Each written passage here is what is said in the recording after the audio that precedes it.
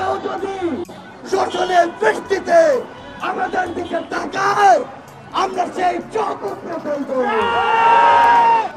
আমরা পৃথিবীর প্রত্যেকটি দেশকে বলে দিতে চাই, আমাদের সাথে সম্পর্ক হতে হবে সম্মানের, সম্পর্ক হতে হবে সমতার।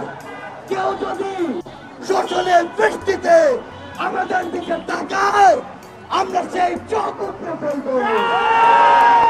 আমরা আপনাদেরকে একটি কথা বলে দিতে চাই, আগামীর বাংলাদেশে আপনাদের জাতীয় নাগরিক কমিটি সাম্য, মানবিক মর্যাদা এবং ন্যায় বিচারের বাংলাদেশ রাষ্ট্র কায়েম করবে। আমরা ঐক্যবদ্ধ ভাবে আগামীর বাংলাদেশে সকল খুনিদেরকে, স্বৈরাচারকে প্রতিহত করব।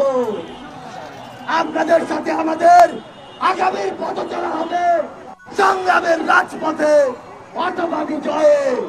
ইনকিলাব।